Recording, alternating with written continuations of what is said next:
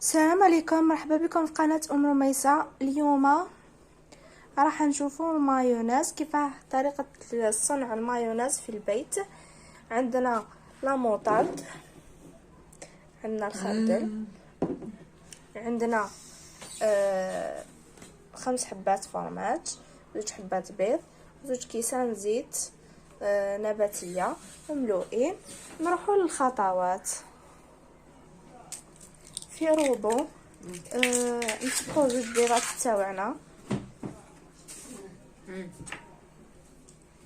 نضيفو ملعقة خل هكذا، نضيفو كمية، نفتحو لاموطا،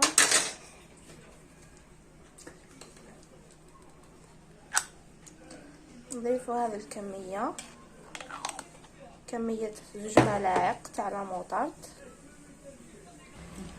ونبداو نخلطو.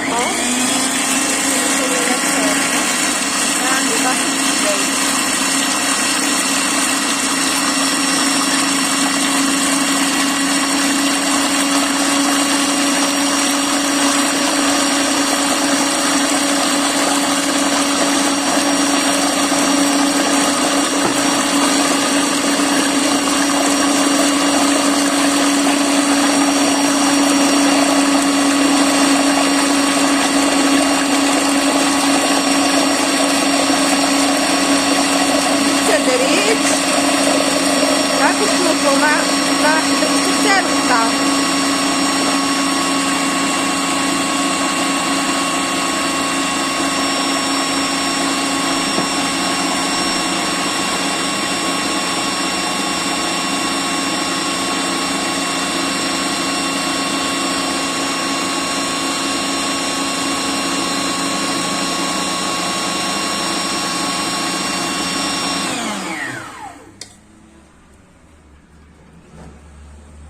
نقطع الفرماج هكذا مكعبات صغيرة ونضيفوه، وهو اختياري، هو يبنن بيان سور، يعطي بنه.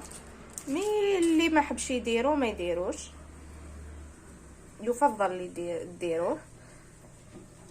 نقطعو هكذا مكعبات،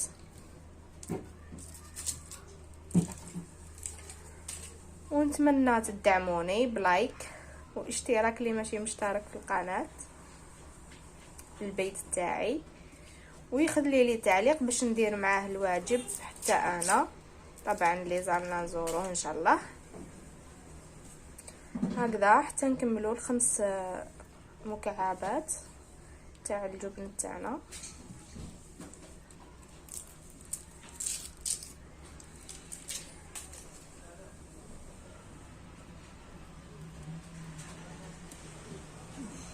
والروبو يساعد.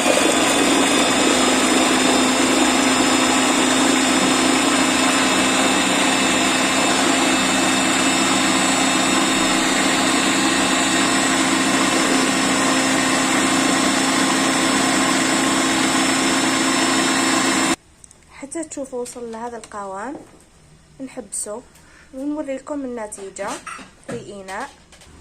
شوفوا كيفاش جاتني بزاف هايله. ونديري المايونيز اللي تتباع، واللي يحب يزيد لها فلفل الكحل، كاين اللي يحبها بفلفل الكحل يزيد لها فلفل الكحل وتجي بزاف بنينه. نتمنى تجربوها وتنال اعجابكم ورضاكم، وبقاو على خير. ما بقى لي غير نقول لكم باي باي.